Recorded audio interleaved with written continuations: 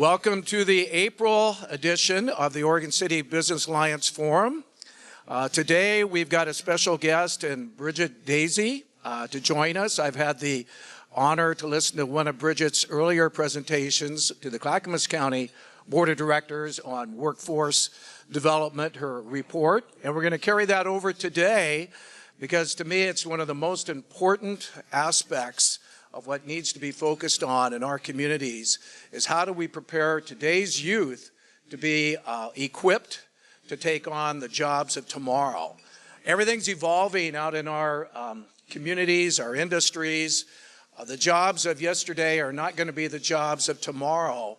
And right now we have so many well-paying jobs that are not being filled. And the main reason for that is our youth or people that just left the industry that had those skills. The youth are not being trained, or those people that had the skills have left and gone into other forms of making their incomes. So, Bridget, you're in charge of the Clackamas Workforce Development Group Partnership. We're pleased to have representatives from the Clackamas Community College here today because one of the bigger projects that's starting right now is your high-tech center. Do you want to talk a little bit about that? If not, I'm going to say something. Thank you. We had our groundbreaking ceremony a couple weeks ago for our Industrial Technical Center. Thank you for those who came out for that. This is our second building as part of our bond, the bond that passed in 2014. It's a 43,000 square foot building that will replace 10,000 square feet of our current space for our manufacturing sciences. We will break ground in May with that actual break ground with Lease Crutcher Lewis as our general contractor. It'll be completed in about a year. We'll move after graduation next year, we'll move our equipment from the 10,000 square foot space to the 43,000 square foot new building. And in the fall, we'll start classes there. So I'm very excited about that project. It's going to be interesting to see how the campus adjusts to construction during the school year, but we'll make it go, and we're excited to see what comes. Yeah, I appreciate that, Bob. That just shows how there's partnerships being done to go ahead and address this need of equipping the youth of today for tomorrow's opportunities. So with no further ado, I'm going to turn it over to you, Bridget, and she's going to have time for questions and answers afterwards. So just keep that in mind. Thank you.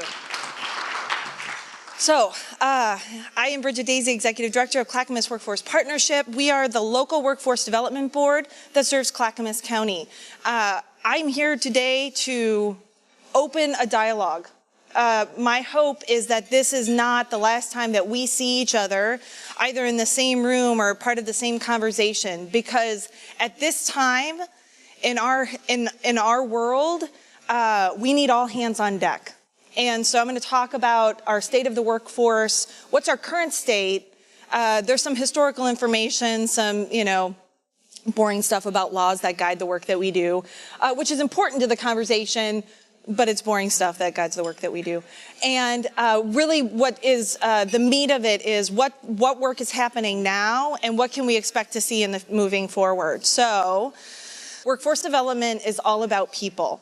And it's a true passion of mine to be able to work with not just amazing colleagues and peers, but people who really want the best for their family, the best for themselves, the best for the occupations they're trying to get into.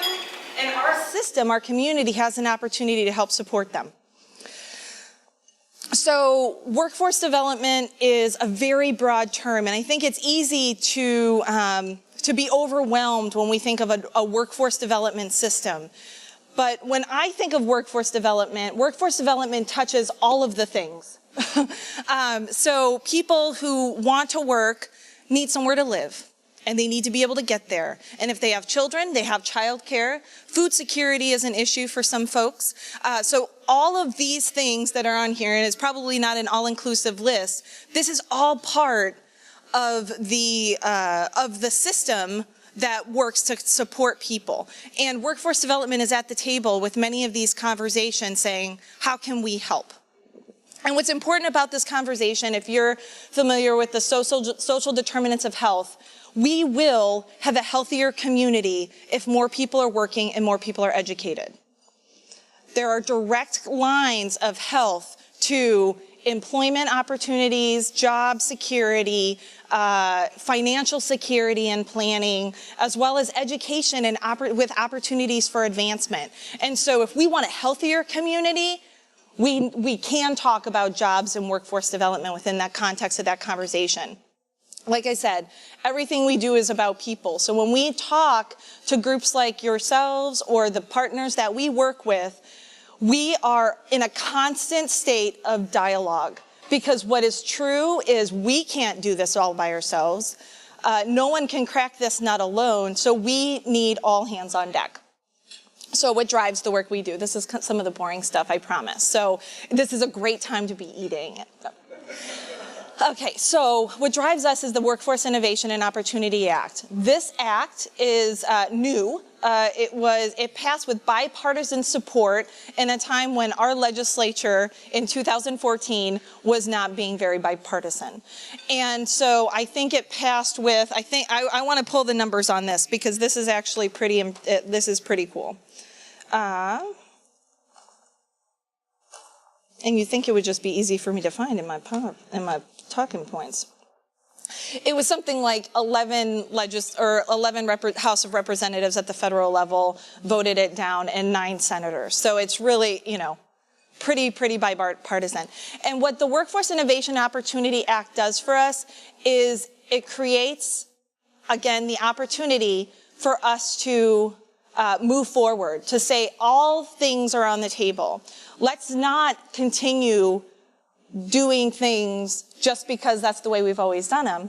Everything's on the table for potential change. Let's not throw the baby out with the bathwater. There's some really good work, and there's some amazing programs and partnerships that exist within our community today. And so this is a fabulous way to open the door and say, okay, well, let's have this dialogue. Let's start this change.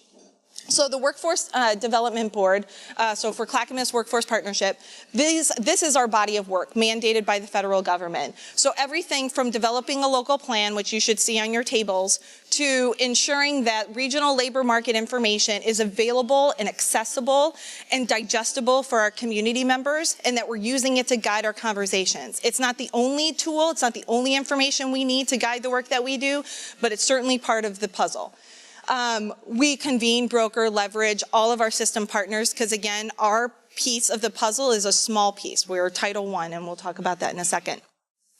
Promoting employer engagement. So we do convening of business partners and other workforce professionals and other professionals in the community. And the idea is that there needs to be someone at the center of this conversation that is working in some neutrality. And so we hope to bring some of that neutral convening to the table, because we don't have all the answers, but together we can really, really create some cool ideas. To career pathways, the community college and our school programs have some amazing things that we'll talk about later going on. And we need to provide a more seamless vehicle for people to move along their path within their career, as opposed to sealing out. And so that is happening. So we'll talk a little bit about the data later. So this body of work that our workforce board does is not, again, in isolation. And most of we don't deliver direct services. We contract that work out, because that helps us to be neutral to the programs that we administer. So if we were delivering the programs ourselves, it behooves us to say, yes, everything is perfect and working just fine. And we'll talk a little bit about performance metrics and how we hold ourselves accountable. But we are responsible for the all. So we've really, because of the law, we've been able to take these blinders off that have guided our funding and guided the work we do and say it's all in our purview when we're talking about people in the workplace.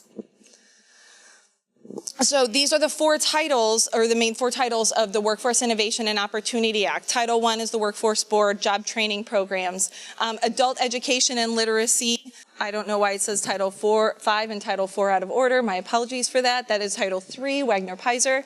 And what this looks like in our local area is us, the community college, the Oregon Employment Department, and the Vocational Rehabilitation Services through Department of Human Services. Also in Oregon, we've identified self-sufficiency. So if you're familiar with the TANF, the Temporary Assistance for Needy Families, which used to be Welfare to Work.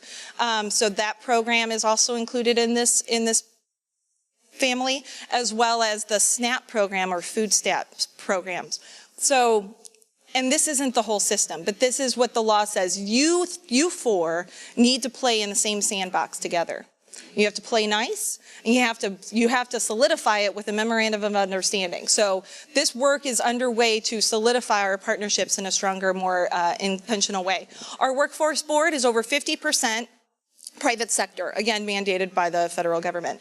Over 20% has to be trades or apprenticeship programs, and then we have education partners at our table, public partners, elected officials, and as well as other state agencies. So right now our board hovers between 20 and 25 people, and that work, not all the work is done by the board, but the board really sets the table. They set us on the right trajectory and point us in the right direction. And then the work happens throughout the year in a lot of committees and other work that's happening. So some of the programs that are happening, we're doing everything from, again, convening business partners, having conversations about clusters and sector strategies, what industries are in demand, to having partners with or conversations with our education partners saying, how can the workforce system support the work that you're doing, and how can we work together to ensure that we do have a work-ready workforce? And really, because we're in the business of people, it is all about being more holistic and looking at people. People are not just people who are being trained. They're not just workers. They have families, they have needs, and so as a system partner, we want to ensure that people's success looks at the whole of them, because we can't start somebody out on a path and then rip the rug out from under them and say, now you're on your own. So part of that system alignment is ensuring that people have the supports necessary, and we can talk about that in a little bit. So some of the data, what's driving this? Well, currently our unemployment rate actually hovers around like 4.4, 4.5 across the state, which is great news. But it's unintentional, it's not the whole story, and it's unintentionally leaving people behind.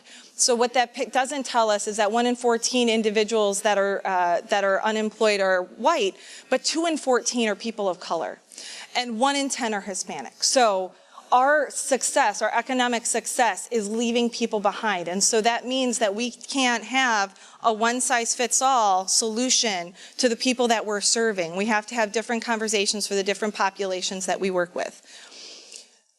For people who are living with a disability, their chances of being unemployed are 2/3 more than their non-disabled peers. So that's 72% of individuals who have a disability that gets in the way of them having jobs means that they're not working, and a job is more than a paycheck. And we all know that. It's a sense of community. It's a sense of civic duty. We're all participating in our economy. And when people aren't able to do that, that sets them back. 1 in 6 of us work full-time and earn less than $25,000 a year. That's a stark number. So that means we have a lot of individuals who are living at or near the poverty line and still working. We need these people on career path or career track employment. This is part of our purview. 2 in 5 workers of our communities in color are earning less than $30,000 a year. Again, we have to have a different approach for the different populations that we work with. And we know in this room that Clackamas is a relatively white county. 8% of our population is Hispanic, but it's growing. The Portland metro area is expanding. And so what we are charged with is not planning for what it looks like today, but what it's going to look like in 5 years from now. So we have to have real system solutions to serve all of the people in our community. And plus the migration or the commuting patterns across all of our counties is a real thing. How many in this room travel from out of the county to work? Yeah.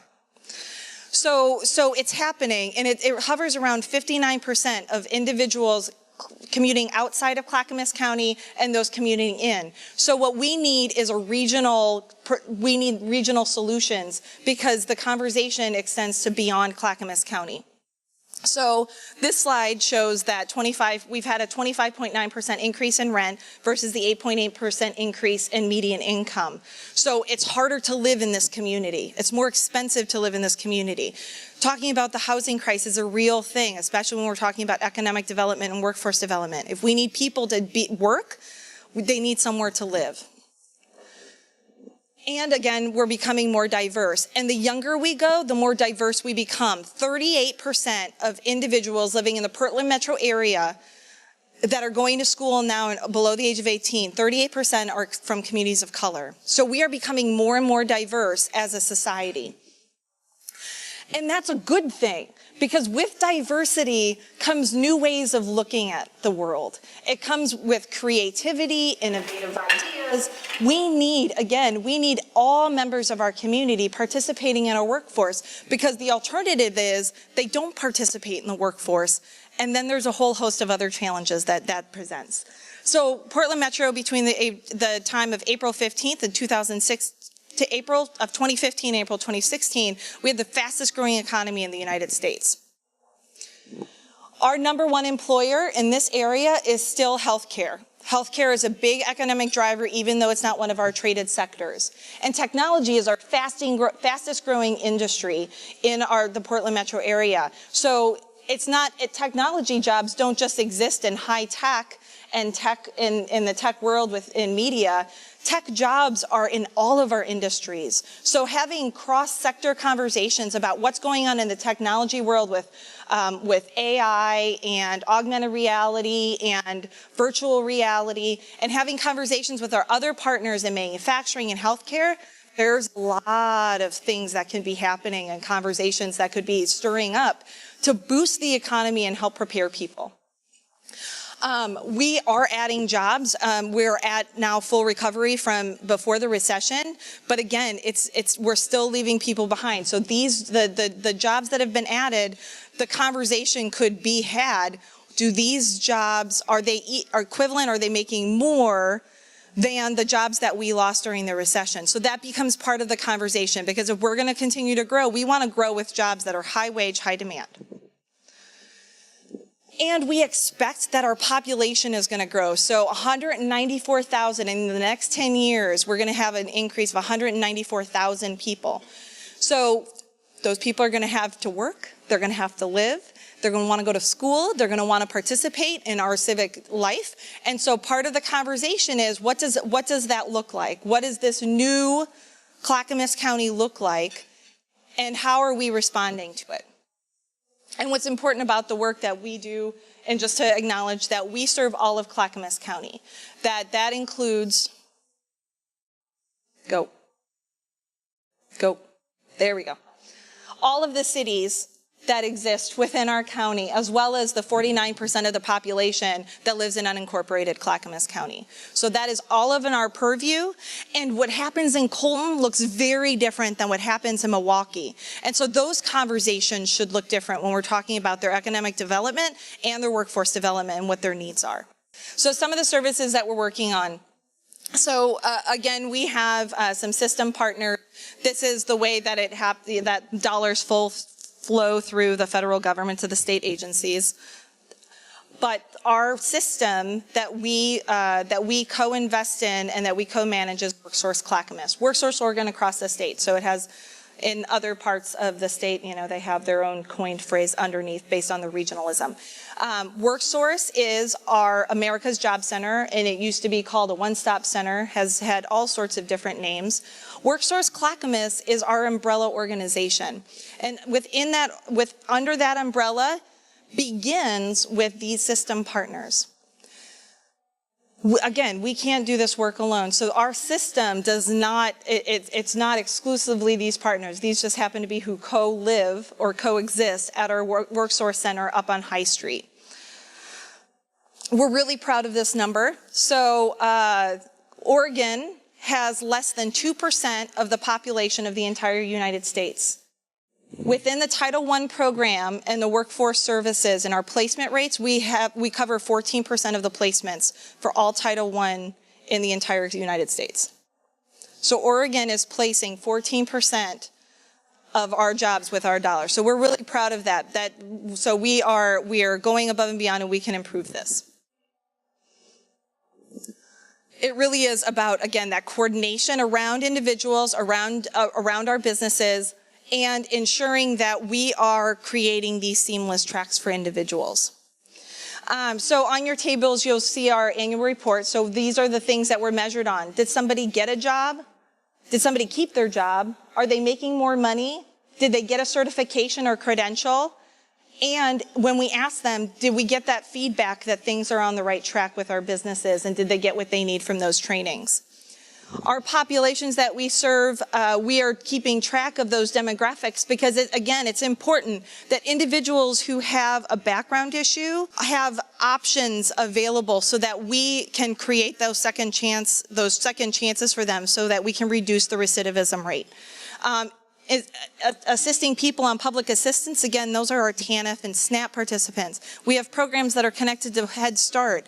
Head Start, over 60% of the families are working, and they're still qualifying for Head Start and other social service programs. That's ripe for the picking. Those individuals have demonstrated they have the foundational and the essential skills to be in the workplace because they're doing it already. And so we need to have a special focus on them too. So the idea that we, again, don't have that box that's a one-size-fits-all model, that's a conversation that as we're identifying individuals who have a disability, engaging our partners that serve people with disabilities is part of that conversation. And connecting with our healthcare system is part of that conversation. So we're driven by WorkSource Oregon and a set of standards.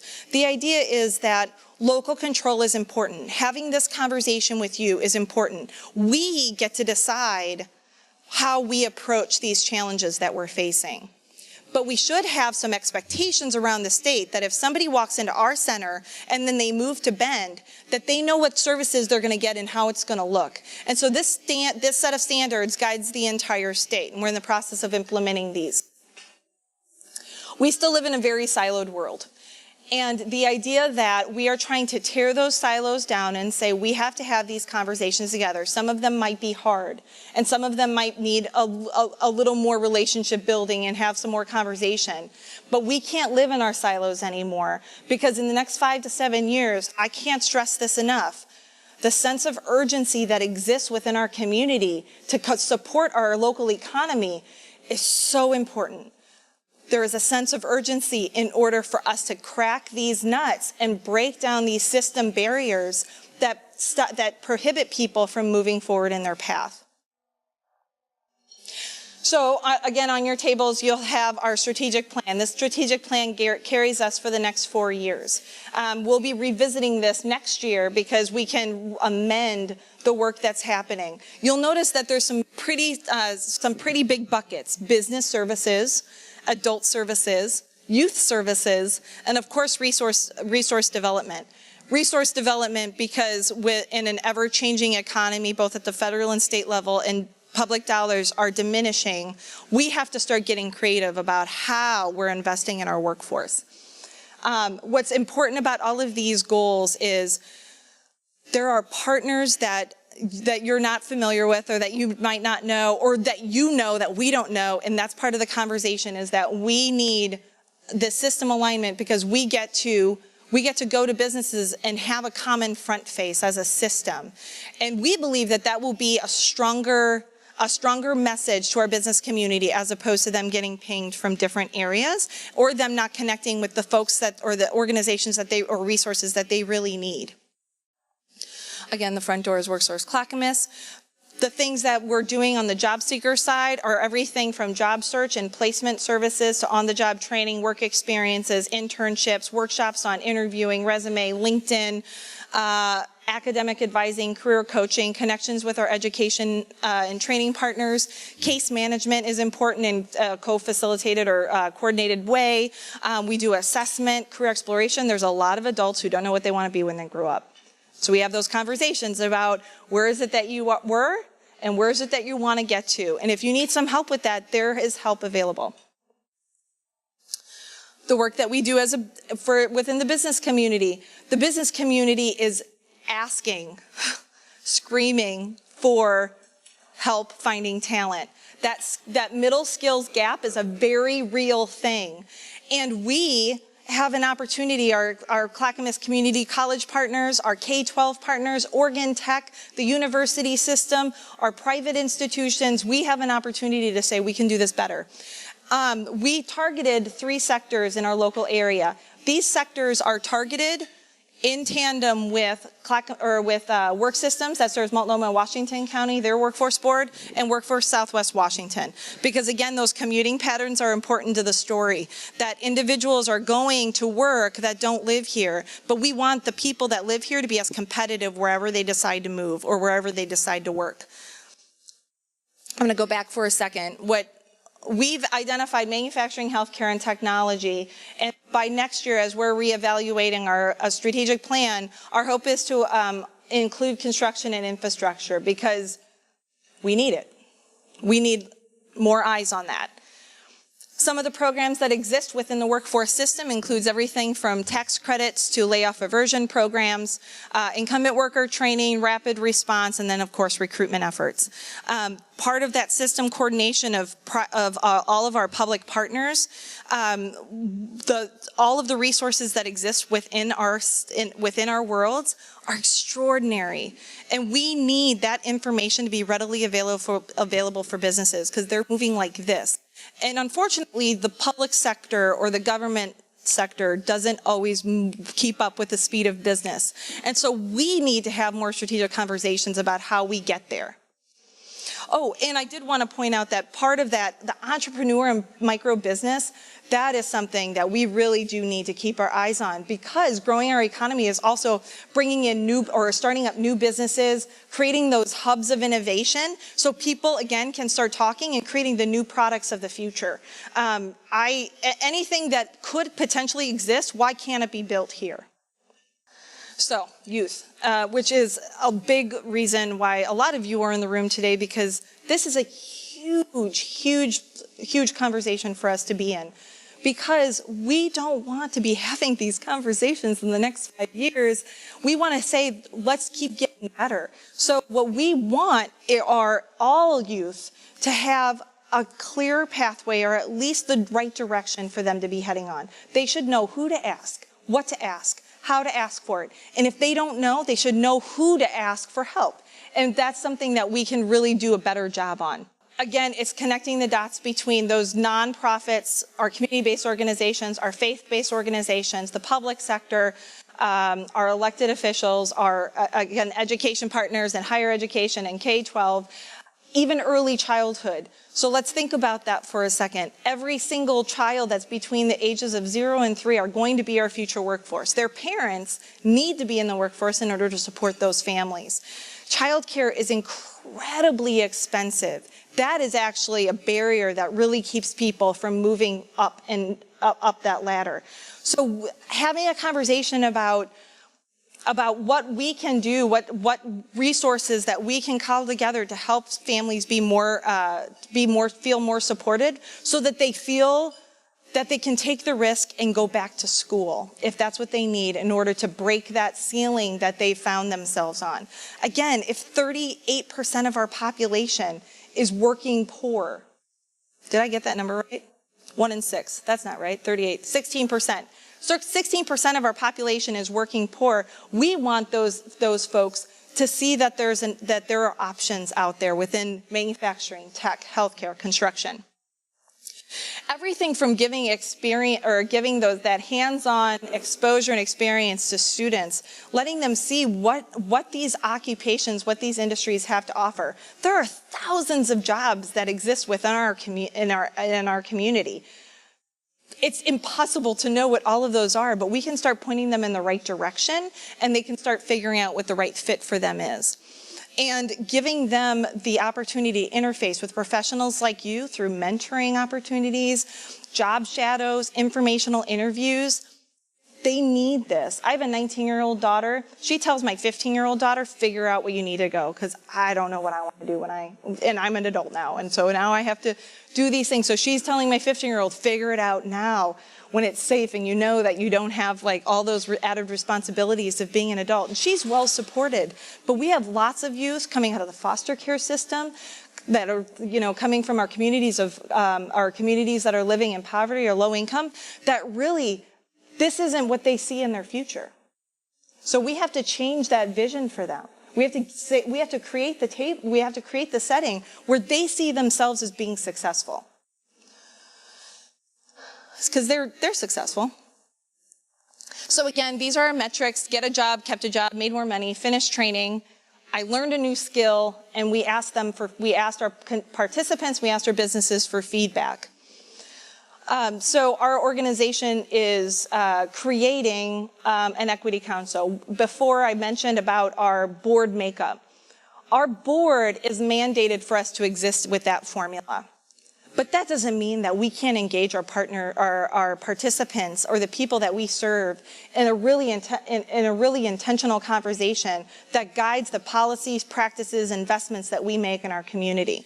So creating an equity lens and an equity council where participants can help inform the work that we do, because the idea is that not everybody needs the same thing, but whatever that individual needs, that's what we want to be able to offer that person. So if somebody comes into our work center and they need a resume, we need to be able to help them get a resume. And then the next person comes in and says, we can help you get a resume. And they're like, I don't need a resume. I need to get on LinkedIn. So equity is not ensuring that everyone has the same thing. It ensures that they have the thing that they need. So what next? So I am really more excited about the conversation that exists with all of you, because you are part of the solution. And I think it's very easy. It is very easy for us to look at what's going on federally, or looking at what's going on at our state, and get discouraged by folks not working with each other, or doing things that misalign, or that make our lives more challenging. So let's not talk about that. Let's talk about what we can do in this community to make our systems better and make people's lives better, thereby making our business community stronger. By thinking about the whole picture, because again, education is very, very important. And working with our career technical education, saying that there is a vacuum of good work is not the true statement. The true statement is there's good work and there needs to be better work. And that the more consistency we can have amongst all of our school districts, if they know what career readiness looks like from a Clackamas County perspective, every student has an opportunity. Every student has a chance to step on that path. But if it looks different from community to community, then are they going to be as competitive if they decide to work elsewhere outside of their community? So the conversation is, how do we create some consistency in the conversation about what does career readiness look like? And then support our school districts as they're setting up career technical education programs and all of the other system programs or school programs that help somebody succeed both in career and at college. And I would argue that if we have this 40-40-20 plan, which is actually more like 40-40-100, but I digress, 100% of students should be work ready. 100% of our school student body should be expected to work in the workforce. And I will have a conversation with anyone that says there are certain pockets of our population that either don't belong in the workforce, or they don't know what they could contribute. That's on us to help them as a society decide where they belong. Whether they have intellectual or developmental disabilities, whether they have criminal backgrounds, there is a place for them within our community where they are participating in a really substantial way. What's really important part of, again, the discussion is economic development is workforce development is economic development. So we cannot think about the worlds of today and not think about the innovations and technologies that are streaming us into the future. So automation is going to displace people. It already has. The middle skills gap is a bigger indicator that there are challenges afoot. if we don't think about not just what's going on today, but tomorrow, we're going to set ourselves behind as an economy. So that's why crucial, 5 to 7 years, we crack this nut. Something, just an example of the automation story, the technology exists for self-driving cars. The #1 occupation in this state, as well as many others across the country, is truck driving. When self-driving cars becomes a reality, not because of the technology, but because of the policies, that is going to displace many, many, many people. What are they going to do next? And that's on all of us to decide how they participate in this community and what resources we're going to wrap around them in order to help them be successful. And I'm going to stop there and then open it up for more conversation, because I think that you all have a lot to say. It's interesting that how everybody else outside of here has had to respond. Like at the high school level, we have CASE program over here. Yes, and very successful program, and that's how people have had to respond besides this. And I also call on Boeing out there, and they're starting up their own in-house classroom things for training and stuff, which I'm involved with.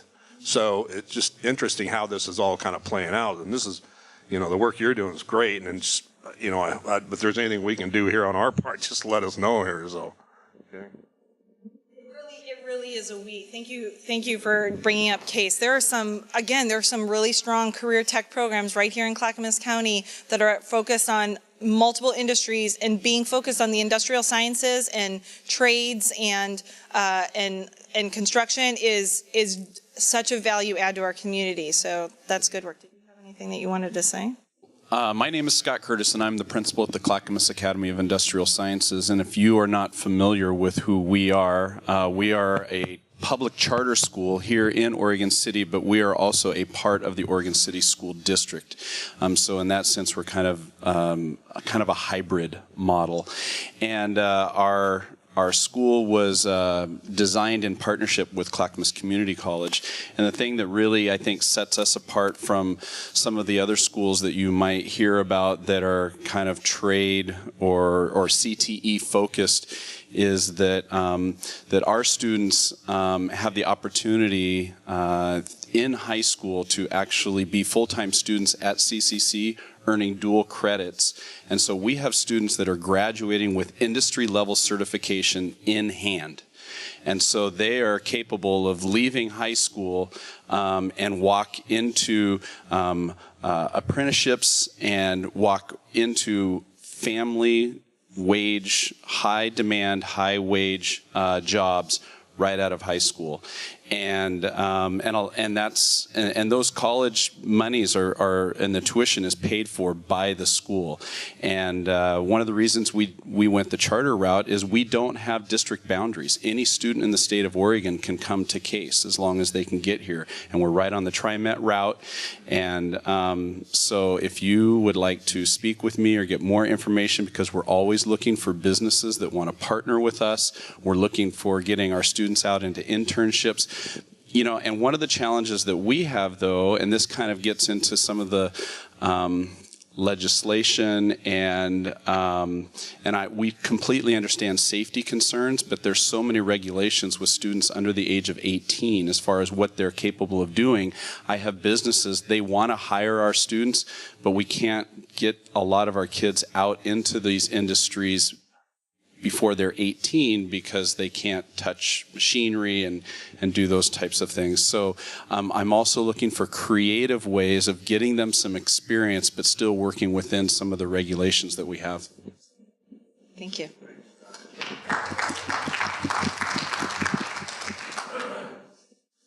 So I have a question for you, Bridget. And first of all, again, I want to thank Clackamas Community College for being here and being such leaders in the industry and working with industry to go ahead and bring in state-of-the-art equipment into your classroom so that your students are actually learning the skills that those employers would normally have to train them on afterwards. But this way, as soon as they graduate, they already have a job waiting for them, and it's a good paying job. And again, I applaud you for your efforts there with your new facility. Along those same lines, from a 30,000-foot elevation, it just seems like so much pressure is put on students in the high schools to graduate and go to a four-year university. And unfortunately, there's not always a job waiting for them after they accumulate a lot of that college debt. Yeah. Whereas if they applied those certain skills that they had in another direction to become a craftsman as an electrician or a plumber, a welder, they would have a tremendous job opportunity when they graduated. And how can we, amongst ourselves, try to change that mindset that these jobs are just as valuable as other jobs from a four-year university? How many in this room are parents? Just raise your hand. How many, keep your hands up. How many of you expect your children to go to college? Okay.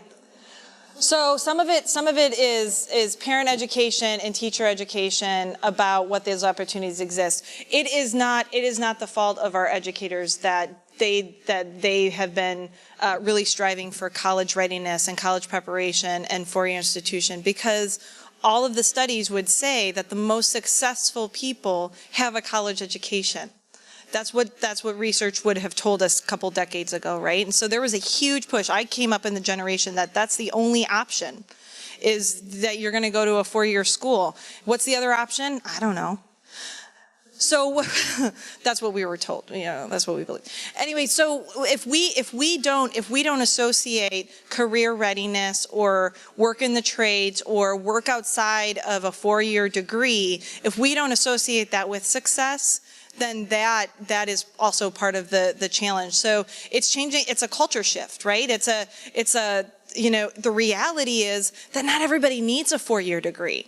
And that there's lots of people who go and get their four-year degree and then go back to the community college to get something with hard skills so that they can get into an industry because they had a hard time with that liberal arts degree breaking into the world of work. That reality exists. And with this last recession, as individuals were coming out of the university system, and with the recession, there was no jobs for them, they started grabbing anything they could get their hands on. So they're part of that gig economy. So some of them are Uber drivers, some of them are working in bars or in the food service, some of them are working in retail, some of them might be touching something that they went to school for, but they might not be. And I think that with school debt as high as it is, that's not sustainable as a country. We can't sustain the amount of school debt that exists. So we do have to start having different conversations with youth and people in general, because again, not everybody knows what they want to be when they grow up. So it's not just a youth conversation, it really is everyone, because 65% of the workforce today will be in the workforce in 2030. So we still have a long ways to keep people in this workforce, and they might not be. If we have so many people who are capping out or working at minimum wage entry-level jobs still in their 30s and 40s, we have to change that trajectory for them. And so it is having more expansive conversations saying, what is post-secondary education look like for you? Is it a badge? Is it a certificate? Is it a credential? Is it a degree? Is there a pathway to success? Are there opportunities that exist to help keep moving you up? And those entry-level positions are important. Working at McDonald's creates some of the best customer service representatives that this country could ever ask for. That's a value add in our community. And frankly, if you've ever visited a restaurant or a retail shop, which my guess is that everyone in here has, we need those people to have a smile and they have the skills necessary. Because if we have somebody who's, if they're sullen or mad and we have this bad experience, we might not go back, but for some of the people in our community who are living by themselves or living in isolation, that might be the only smile that they see. That's an important job. Every job's important. You can't point one to one and we can't find the importance of it. But those entry-level jobs need to be a stepping stone to move on to greater and better things. And that those greater and better things does not necessarily translate into a four-year degree. From an economic standpoint, there is a, I'm sure it's codified someplace as to what the goal for unemployment is. And I think most economists talk about 5%. If it's under 5%, then you're doing good because you'll never have 100% employment. And starting off with the mindset of you will never have 100% employment, there must be some goal as to what you're shooting for, because if Oregon is now at 4.9%, why don't you just keep on doing what you're doing? Is that good enough, or what is the goal? Are you trying to get it to 4%, or could you let it slide to 5.5, or what's your goal? That's a great question. Yeah, I had to have one. You know, the unemployment rate isn't the whole picture. I mean, I think that's the big. We have so many in our community that are underemployed, or individuals that have opted out. So the numbers of people with disabilities, they are not captured in that unemployment rate. People who have opted out of the workforce, they're not captured in that unemployment rate. So that's not a true picture of what our community is working on or dealing with. And so although that feels like, great, we've hit it, we're out of the recession, we've recouped all of the jobs, we're good to go, our economy is good to go, that's not the time to slow down or take a pause or take a break. It's the time that if there is a next recession, are we ready for it? Have we equipped people to be as competitive in their jobs that they want tomorrow or in 5 years from now? Because again, if we continue with our technological advances, which of course we will, we're going to have robots doing all sorts of things. That's cool stuff. And that is going to displace people. We need all of those people who are doing that work now to be competitive for any job that they go into. Otherwise, they're going to come back and say, okay, you trained me for this, 18 months later, it's gone. And so that's why the conversation with economic development is important, and having conversations with business about, do you anticipate growth in the next 2 years? Do you anticipate, do you anticipate growth of your workforce in the next couple of years? Because if we start to see businesses saying, yes, we're going to grow, and our workforce isn't going to expand anymore, then we need to slow down and not oversaturate a market. We need to ensure that we have, again, a good pipeline of talent, but that it's seamless and that it makes sense. That we're not, going off in crazy tangents and putting too many people over here, less people over there, because our economy needs a lot of different skills. And I think I would also want to say that we need people to follow their paths in the things that they like, the things that they're good at, and the things that they're passionate about. If you don't like your job, or you just downright hate if you hate your job, you're in the wrong job. And what we need are people that like their jobs, especially when we're talking about working with our most vulnerable citizens, our aging population, that people in long-term care who are compassionate and care about what they're doing. And if anyone read the article that was about the Department of Human Services and long-term care, instances of abuse or neglect or challenge, that's a commentary on the whole system. Because what happened was there are people who took advantage of individuals that are vulnerable, that are in their 90s or suffer from dementia. They are misplaced. They don't belong there. They should be doing something else. And what's unfortunate is we haven't started having that conversation early enough with our middle schools or even elementary school youth saying, what do you like to do? What are you good at? Well, I don't like to work with people. Well, then we are not going to put you in this industry. So we need to be able to capitalize on that, because honestly, we should really like the world that we live in and the things that we do on a daily basis. And you work so long, you should like it. And so we really do want to start having those conversations at earlier and earlier ages, saying, what are you good at? What do you like to do? Well, if you like to do this, then let's put you in this direction. And if you stop liking that, then let's start talking about something else. Nothing we do is static. We are dynamic people. I went to school for social work, and I think that my career has changed and evolved, and I don't know what those next steps are, but my guess is there's not a clean career pathway that exists that would have set me on this trajectory. So because we know career pathways are dynamic, how do we share our stories with people saying there are these opportunities that I took. You might want to maybe walk on the same path if this is of interest to you. So I think that's also a part of the conversations that we could be having. Bridget, my name is Shonda and I own a construction business. So I was really excited when I saw in the future construction might be considered. We are actually working on it now. It's not in our plan. We're working on it.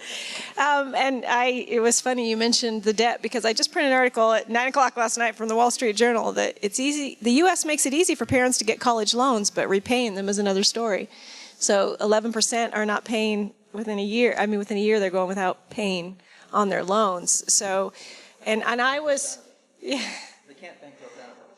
And I was pushed and pushed and pushed to stay in school, even though my parents did not have college education and worked in lumber mill and as a waitress. So, but what I found in our generation was that we were taking these courses in the trades in junior high. And I'm just of the feeling that we need to start at a younger level. I have one of these students that Scott was talking about. He's graduating with his associates in June, the night before he gets his high school diploma.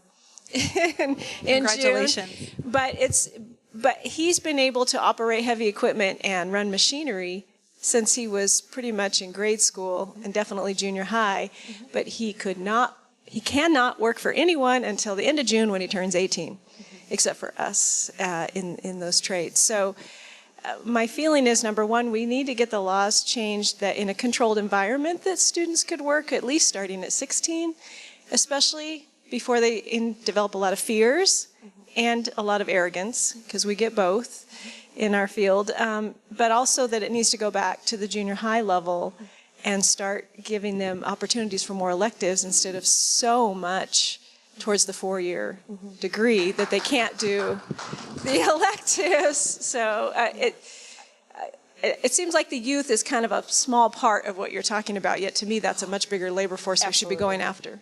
Yeah, I couldn't agree more. And in fact, we're trying to work with our partners in a more intentional way for our youth, because we really, as a board, we've really had our blinders on under our previous law and really focused the dollars that we had, and that was where our attention went to.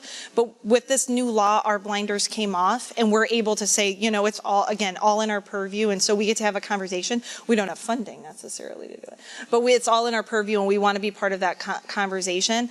And I couldn't agree more, getting hands-on application, but instead of school districts or the business community feeling like there's these one-off conversations that are happening, let's create a community or a community ask so that when we can go talk to our legislators and we talk about policy changes, we're going together as a community. It's not a one-off conversation. And I think that's really how we could start telling our stories, is look at all of the partners that participated in the growth and the success.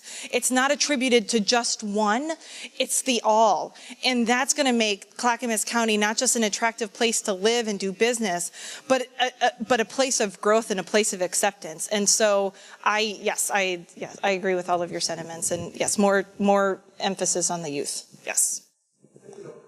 Yeah, well, thank you, Bridget, for your great presentation here today, and I want to thank all the partners that are part of this, because we have a great concern, and the college and the Clackamas County is heavily involved and works with Bridget and the Workforce Partnership, and Commissioner Schrader, who sits on that committee, is not here today. She had a doctor's appointment. But I have more of a comment, is that, and Bridget alluded to it, and that's really, you know, what is employment and the underemployed, and the numbers don't always tell the story. You know, 1 hour a month is considered a job. If you look at the payroll, the gross payroll out of Clackamas County, and the number of jobs that equated to pre-recession, and you look at it post-recession and the jobs recovered, the payroll is down. The jobs are back, but the payroll's down. Why? A lot of part-time jobs. A lot of jobs out there are part-time. They don't support families. We have working families that are homeless. Don't want to get too deep into that bad news or pour cold water on it, but the presentation that Bridget made, I think in November, December, we had a conversation with the BCC, the Board of County Commissioners, and that was around who's unemployed, and those people that are homeless, what skill sets, what jobs, what industries do they need to go back to work? And I tell people all the time, We don't have attorneys and doctors and nurses and lawyers and engineers that are homeless. We have people with lower skills that don't have 4-year degrees. Those are the people that typically had lower skill, higher paid jobs that actually produce an income, and those kind of have vanished. And so the Clackamas County is very invested in trying to find solutions in employment, but the numbers, we need to find some better metrics that actually bring that picture to light so we can see that real problem, because without really seeing it, I don't think we can really solve it.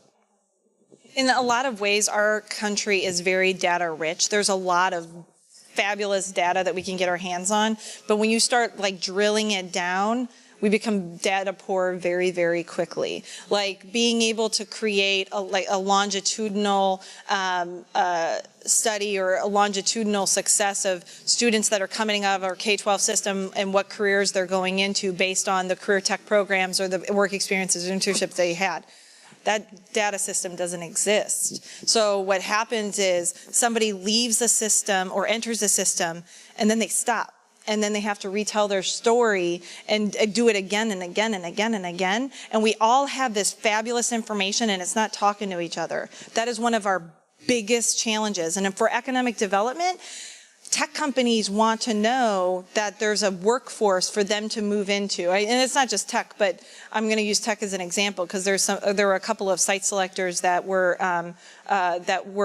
invited here with GPI Greater Portland Inc. A few months ago, and they were saying that if Portland was able to say we have this number of people with this amount of skills, that's a very, very attractive piece of information.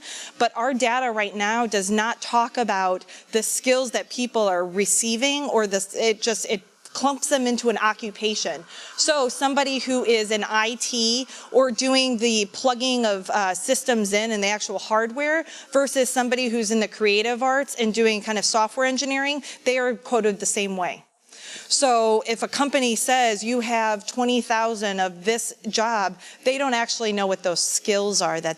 So that's another area. It's just our data needs to reflect what it is that we want to strive for and go to. So I agree with that.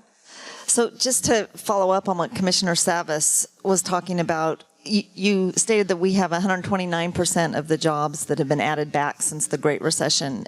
Do we have any data which can tell us the quality of those jobs? Are they part-time, full-time, what the wages are?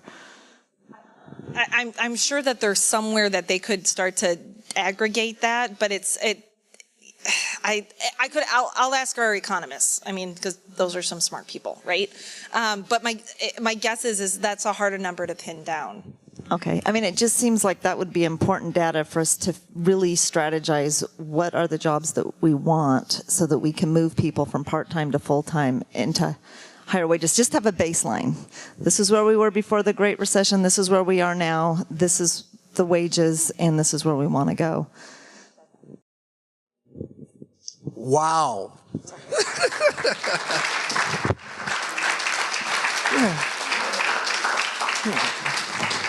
I bow down. Well, I think Bridget did an amazing, amazing job in answering questions and putting together her PowerPoint presentation. And out of it all, I think we see that, yes, there are challenges that we're facing to get the youth of today, as well as everyone that's out there in the workforce right now, prepared and equipped to be able to handle the jobs of the future, knowing that we may not have any idea what those are at this point in time. But the most important thing is the opportunities will be there as long as we have people like Clackamas Workforce Partnership, Clackamas County, City of Oregon City, the high schools, Clackamas Community College, everybody that's present here today, YMCA, that wants to play a role in all that. And together, and working on the same direction to equip that workforce, I have confidence we will get it done. So I want to congratulate you for everything that you've accomplished so far. And we from the OCBA wish you the very best and keep us updated as you continue to make progress.